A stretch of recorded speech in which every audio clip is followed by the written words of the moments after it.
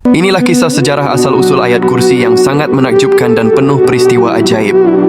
Di antara 6.000 lebih ayat Al-Quran, ada satu ayat yang berdiri di puncak keagungan. Ia bukan sekadar teks suci, melainkan sebuah pernyataan kekuasaan ilahi yang kekuatannya menggetarkan langit dan bumi. Ayat suci itu adalah bernama ayat kursi, yaitu ayat ke-255 dari surah Al-Baqarah. Ayat kursi adalah ayat Madaniyah. Artinya ia diturunkan di Madinah, kota yang menjadi pusat peradaban awal Islam setelah peristiwa hijrah Nabi Muhammad SAW. Nabi menerima wahyu ini pada suatu malam hari dalam kondisi normal sebagai bagian dari proses turunnya Al-Quran secara bertahap. Momen turunnya ayat ini penuh dengan suasana dramatis. Diriwayatkan, saat wahyu agung ini dibawa oleh malaikat Jibril, seluruh alam menyambutnya dengan penuh penghormatan.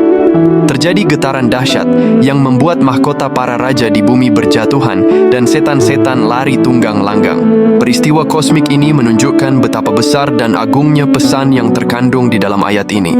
Ayat ini merupakan penegasan siapa penguasa tunggal alam semesta. Keajaiban ayat kursi sering dikaitkan dengan perlindungan dari gangguan termasuk dari setan.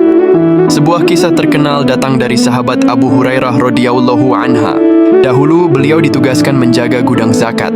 Setiap malam ada pencuri yang datang mengambil makanan. Setelah menangkap si pencuri pada malam ketiga, pencuri tersebut ternyata adalah setan yang menyamar. Setan itu lantas memohon ampun dan menawarkan cara agar rumah Abu Hurairah tidak diganggu lagi. Bacalah ayat kursi sebelum tidur, ujar setan itu. Maka Allah akan mengutus malaikat menjagamu dan tidak ada setan yang berani mendekatimu sampai pagi. Nabi Muhammad juga membenarkan perkataan tersebut, serta mengakui keampuhan ayat kursi ini sebagai perisai dari gangguan setan. Keajaiban ayat kursi ini tidak berhenti di situ. Para ulama juga menyebutkan keajaiban dan manfaat bagi para pembacanya. Yang pertama, sebagai pembuka segala kesusahan. Ayat kursi adalah ayat yang diberkahi, yang dapat membukakan kesulitan, menyingkirkan bencana, dan menghilangkan kesedihan dengan cepat. Yang kedua, yaitu melancarkan rezeki. Secara rutin membaca ayat ini dipercaya dapat membuka pintu rezeki dan menghindarkan dari kemiskinan. Yang ketiga, yaitu sebagai perlindungan saat keluar rumah. Jika dibaca saat keluar rumah, Allah akan mengutus 70.000 malaikat untuk melindunginya dari segala arah. Manfaat yang keempat, yaitu sebagai tiket surga dan ketenangan jiwa. Rasulullah pernah bersabda, barang siapa membaca ayat kursi setiap selesai sholat fardu, maka tidak ada yang menghalanginya untuk masuk surga kecuali kematian.